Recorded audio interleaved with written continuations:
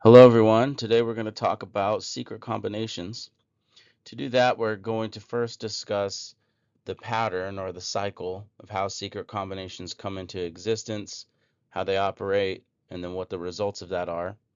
And then we're going to talk about what the Book of Mormon says about the state of the world, the country, when the Book of Mormon is brought forth and the church is restored, and what role secret combinations were playing or threatening to play at the time of the restoration. And then we will look at some prophecies about the last days situation in terms of secret combinations and some real world examples of our time now and how secret combinations have infiltrated. We're just going to look at the church side. We're not going to look so much at the nation side, although secret combinations are rampant in the nation and all nations across the world. But for our purposes here, we're just going to look at the church. Okay, so the cycle of secret combinations. Satan is the founder of all secret combinations. We learn that in 2 Nephi 26:22. It says that the devil is the founder of all these things, yea, the founder of murder and works of darkness. Now, God does not work in secret combinations. To him, they are most abominable and wicked above all. So as we go through and establish this pattern of what secret combinations look like, how they operate, it's important for us to keep in mind that it's opposite, maybe not opposite, but it's not how the Lord works. His ways are different. Secret combinations have existed since Cain. For from the days of Cain there was a secret combination, and their works were in the dark, and they knew every man his brother. Secret combinations involve a two-way pact with Satan. And Satan said unto Cain, Swear unto me by thy throat. If thou tell it, thou shalt die. Then as you skip down, and Satan swore unto Cain that he would do according to his commands, and all these things were done in secret. So Cain swears to Satan, Satan swears to Cain. That's the formation of a secret combination. Secret combinations are created primarily to murder and get gain.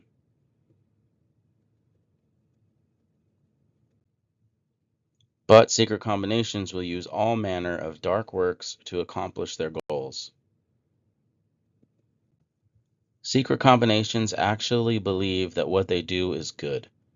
From 3 Nephi 3:9 we read, I am Gideonhi, and I am the governor of the secret society of Gadianton, which society and the works thereof I know to be good. Secret combinations are established under the nose of righteous leadership. And it came to pass in the 49th year of the reign of the judges, there was continual peace established in the land, all save it were the secret combinations which Gadianton the robber had established in the more settled parts of the land, which at that time were not known unto those who were at the head of government. Therefore they were not destroyed out of the land. Secret combinations vow to protect each other from punishment. Behold, Satan did stir up the hearts of the more part of the Nephites, insomuch that they did unite with those bands of robbers, and did enter into their covenants and their oaths, that they would protect and preserve one another in whatsoever difficult circumstances they should be placed, that they should not suffer for their murders and their plunders and their stealings. Not only do they protect each other from accountability for their wicked deeds, secret combinations also vow to help each other accomplish their evil deeds. And they were kept by the power of the devil to administer these oaths unto the people, to keep them in darkness, to help such as sought power to gain power, and to murder and plunder and lie and commit all manner of wickedness and whoredoms. Secret combinations usurp control over people by assassinating leadership. And it was they who did murder the chief judge Sizoram and his son while in the judgment seat, and behold, they were not found. Secret combinations destroy government structures and murder prophets. And the regulations of the government were destroyed because of the secret combination of the friends and kindreds of those who murdered the prophets. When secret combinations gain total control, they afflict the poor, the meek, and the followers of God. They cause the widows to mourn and the orphans to mourn, and the blood of the fathers and husbands to cry to the Lord from the ground for vengeance. Secret combinations bring injustice, unrighteousness, sin, crime, and depravity upon all of society. For so great had been the spreading of this wicked and secret society that it had corrupted the hearts of all the people. Therefore Jared was murdered upon his throne, and Achish reigned in his stead. Secret combinations curse and destroy every nation that does not fight against them and eradicate them. It says that, yea, and cursed be the land forever and ever unto those workers of darkness and secret combinations, even unto destruction. It was secret combinations that caused the destruction of the Jaredites, and also the destruction of the people of Nephi. And whatsoever nation shall uphold such secret combinations, the same thing will happen to them. To summarize, here is a 7-point progression that outlines how a secret combination comes into existence, how they usurp control over a nation or a society, and what the results are of their control over time.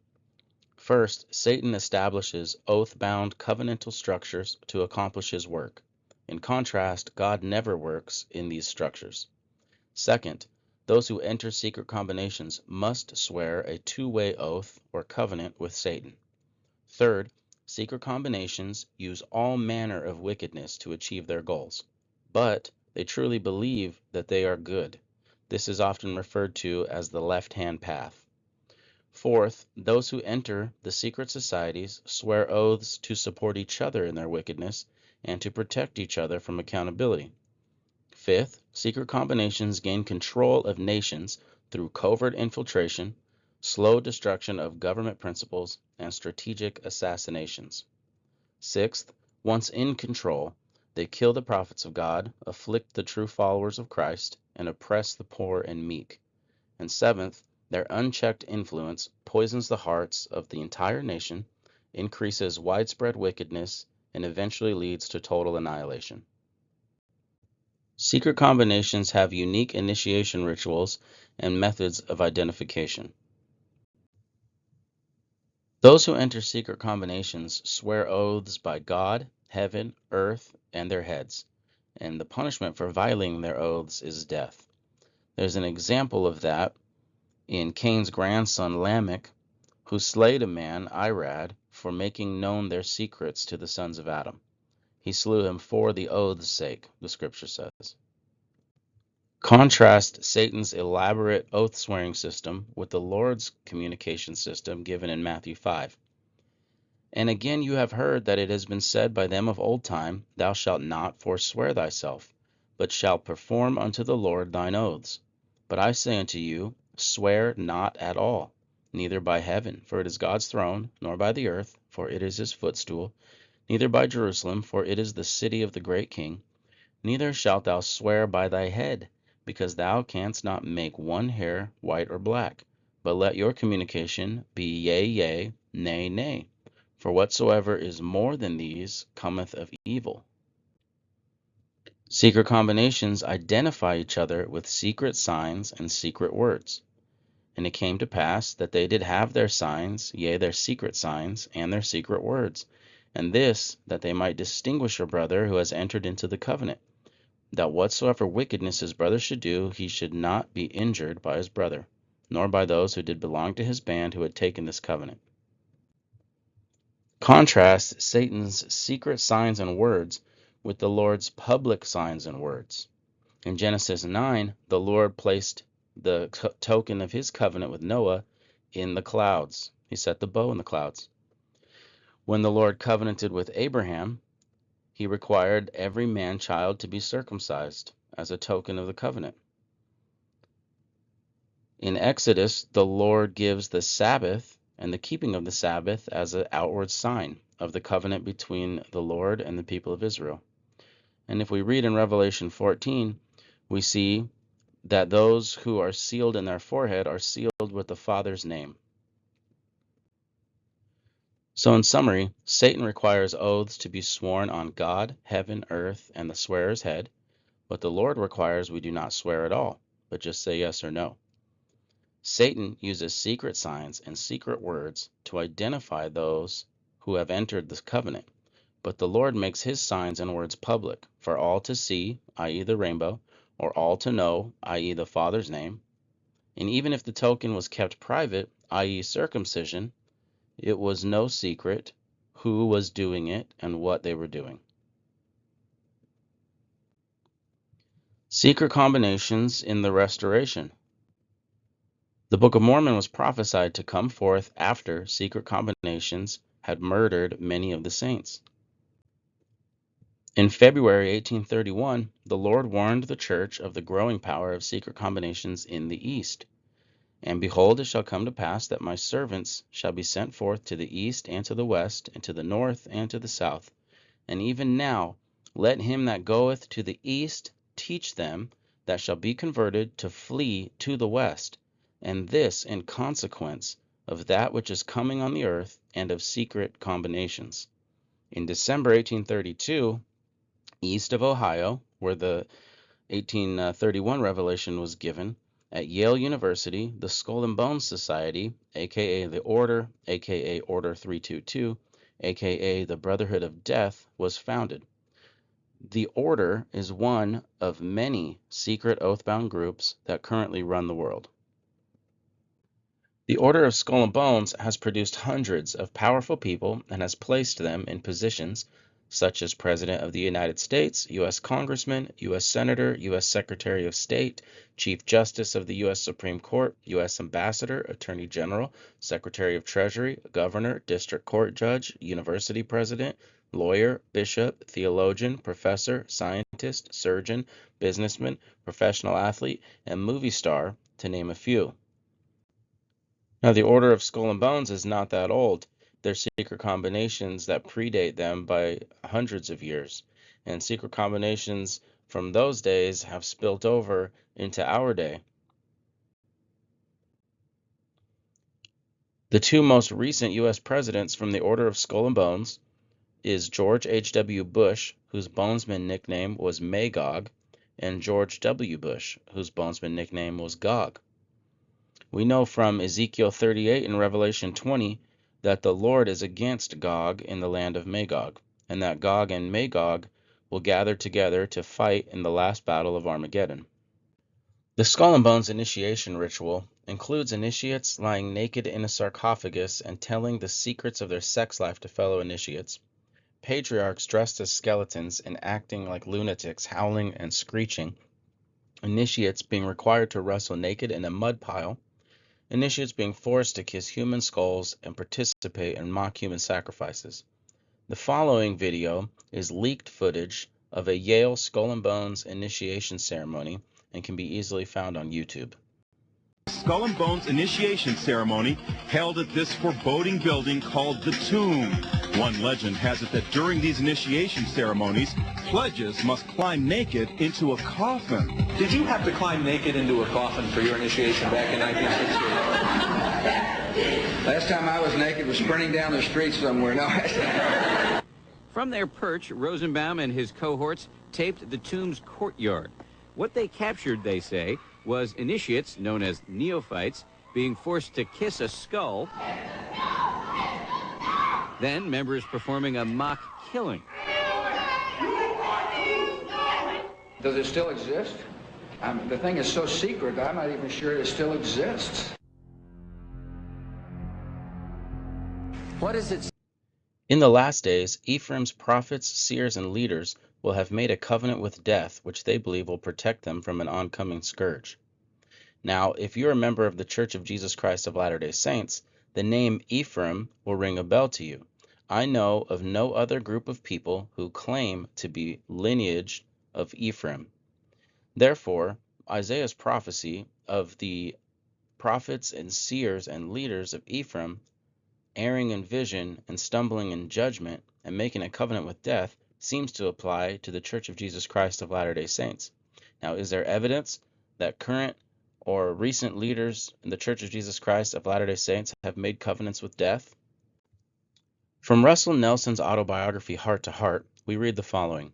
University life was wonderful and successful. On April 3, 1944, I was elected president of the Sigma Chi fraternity. I was also later elected to the honorary societies of Skull and Bones in the junior year, Owl and Key in the senior year, the Beehive Honorary Society in the senior year, and at graduation time to the honorary scholastic societies of Phi Kappa Phi and Phi Beta Kappa. I was awarded my BA degree in June, commencement of 1945.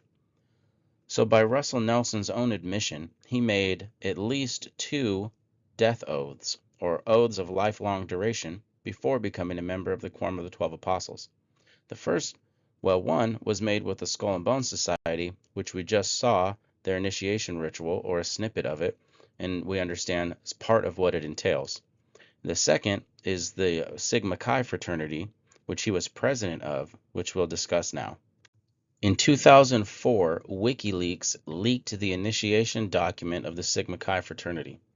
In that document, we read their death thesis, which says, quote, "The first regalia, as provided for in 1861, was simply a black mask for members. It was designed to conceal the identity of brothers until the candidate assumed his obligation, after which the masks were removed. Full robes became more popular in the 1860s.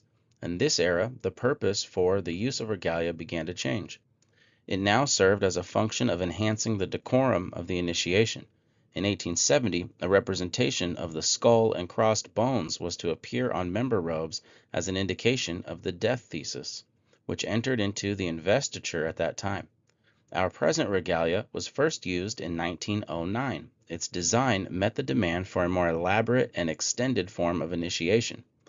The appearance of Constantine serves to unite the death thesis that entered into our ritual several years earlier, and the heritage behind the white cross and in hoc signo vinces. An 1870 revision of the ritual provided the emblems of mortality be displayed at the consul station, thus to be in full view of the candidate as he was obligated. The 1870 revisers of the ritual were apparently aware of the common ritualistic practice of having a death thesis, in that when a man takes an oath of lifelong duration, he must recognize that death will eventually come. Here is Sigma Chi's oath, and as we read through this, I want you to recall the way that Satan makes his secret combination oaths, and what the Lord said of how we should not swear at all, but if we are to agree to something, it should be yes or no. Here's Sigma Chi's oath. I, repeat your name, of my own free will, before the all-seeing eye of Almighty God and in the presence of this chapter, do sincerely promise and solemnly swear that I will keep inviolably secret everything connected with my initiation and all that is contained in the ritual and ritualistic statutes of this fraternity. Also, each and every secret sign, symbol, password, and grip of the fraternity, which I have learned, or may hereafter learn. I will neither write nor otherwise record the secret mottos or the description of the grips of this fraternity in any manner whatsoever, nor will I, for any reason, copy any portion of the ritual without legal permission as provided by the Constitution. I will cheerfully obey all of the laws of the Sigma Chi fraternity and of blank chapter, and of any chapter of which I may hereafter become a member. Furthermore, I will at all times, throughout life as well as in college, use my utmost endeavor in all honorable ways to promote the welfare and prosperity of this fraternity and its individual members, and above all, I will ever strive to interpret the ideals of this fraternity in my own personal character and conduct. These promises I make for all time to be equally binding while in or out of this fraternity, under the stigma of committing moral perjury. If at any time I violate this my solemn oath and binding obligation, so help me God. Well, that's a huge mouthful, and you can see shades or indications of every component that Satan uses in his secret combination oaths. The Lord condemns those who change the sacrament of his flesh and blood. He said in 3 Nephi 18, after instituting his sacrament, that whosoever did more or less than the things that he instituted are not built upon his rock, but are built upon a sandy foundation, and the gates of hell were ready to receive them. The Sigma Chi initiation ceremony involves something called the Black Supper. And we see here that the purpose of the Black Supper in the fraternity is a serious and solemn ceremony used as a preliminary introduction into the formal initiation. The primary purpose of the ceremony is to impress candidates with the seriousness of their teachings It is a lesson in personal responsibility. It starts their quest. So you can see on the right the properties. You have a table, a chair for each candidate, 2 or 3 candles for the table, so it's very dimly lit, goblets and saucers, black cloth, bread and water, and black robes for all members. Now, if we jump over to the left, you can see that the table is covered with a black cloth for further effect. The walls of the room may also be draped in black cloth. And so you have a dimly lit room. Now it says the bread is placed on a small plate. They don't want to use wine because they don't want it to become offensive to religious people who are involved. So even though the entire ceremony is a huge sacrilegious mocking of the Lord's Supper, they have deemed that using water instead of wine takes just enough of the edge off to not offend sensible Christians. So candidates are brought blindfolded into this ceremony, and they're placed before a seat. Now they're sat down, and the blindfolds are removed, and the people bringing them in are lining the walls behind them, dressed in all black. And then there's a consul in front of them who gives the initiation or conducts the ceremony. Here is the word for word of the Black Supper. The consul says, "My friends, be seated. Remove your blindfolds. Place them on the table before you. Eat." Then the candidate partakes of the bread, and then there's a suitable pause of 30 seconds. Then he says, "Drink." The candidates drink, suitable pause of 30 seconds. The consul says, "My friends, we meet with quiet solemnity to honor one of our founders, Franklin Howard Scobie." Notice they're not honoring Jesus, they're honoring some founder, Franklin Howard Scobie, who said, "A man is responsible to God, to his friends, and to his own best judgment for the way he makes up his mind." Then they go, "Jesus was the founder and leader of a brotherhood. He chose different types of men from the common walks of life and pledged them to a lifelong devotion of his cause. He met them in secret places. Together they shared certain spiritual truths and practiced noble virtues. In solemn secrecy, Jesus revealed the deepest purposes of his heart. He outlined a philosophy for a good life and announced the ideals of a better society. Secret signs, symbols, and solemn ritual characterized their brotherhood." Now, I just want to take the time here to say, how does he know that? Where is that recorded? You're not going to find anything like that in the New Testament. So unless they have some access to some hidden gnosis, some secret knowledge that we don't have, this idea that Jesus was the founder of a secret brotherhood that met in secret and had their secret places and signs and symbols is a lie. But it sounds very familiar, especially if you've been through an LDS temple.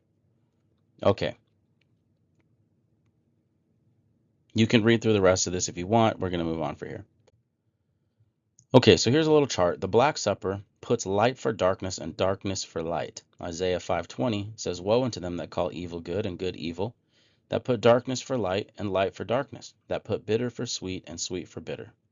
So a little comparison here. The Lord's Last Supper, it honors Jesus Christ. The Sigma Chi's Black Supper honors their founder, Franklin Howard Scobie. The Lord's Last Supper is symbolic of becoming one with Christ. The Sigma Chi's Black Supper is a lesson in personal responsibility. The Lord's Last Supper is administered in a well-lit room, anciently a seven-branched candlestick.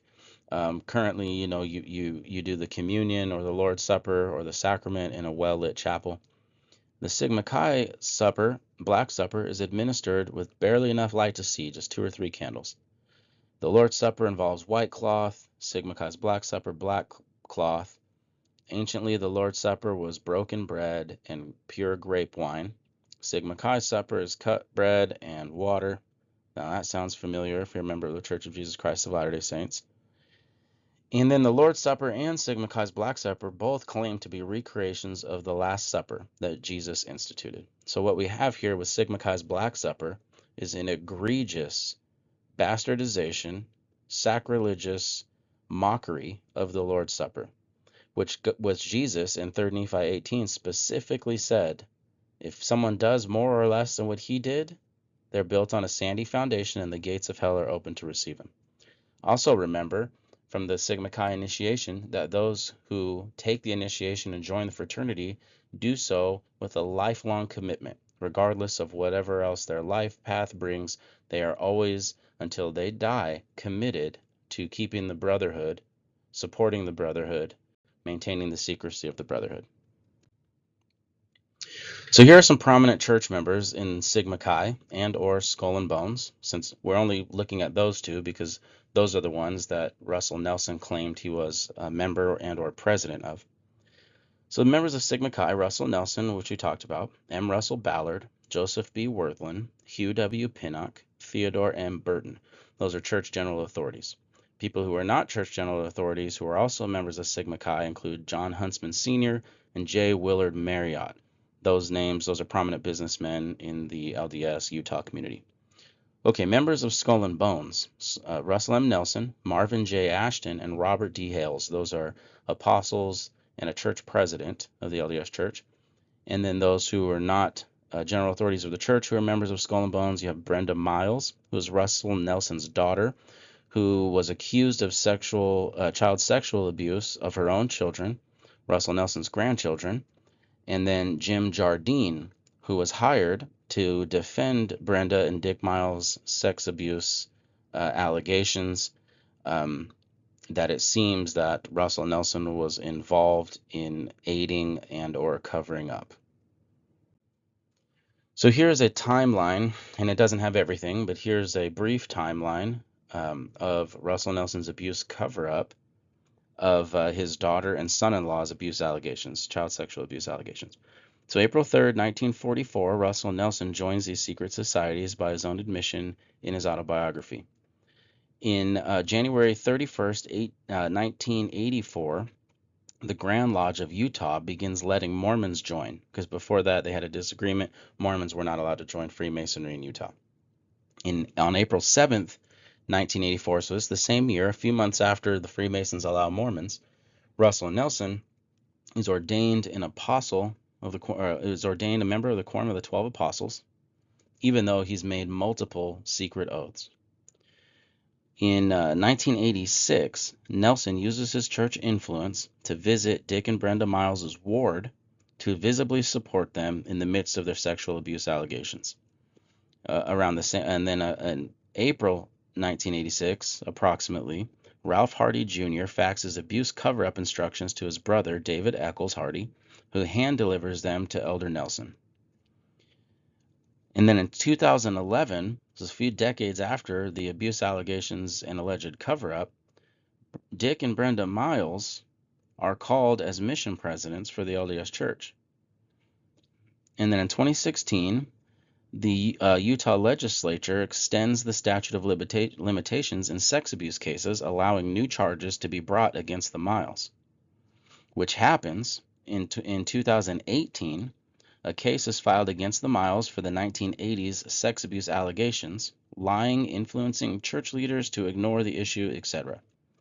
So that's October of 2018, and at the same time, Skull and Bones lawyer Jim Jardine is hired to defend Nelson's daughter and son-in-law in this new case that's brought against them once the statute of limitations is extended. And then on October 6th, 2018, so it's 3 days after the lawsuit is filed, President Nelson calls for a 10-day social media fast.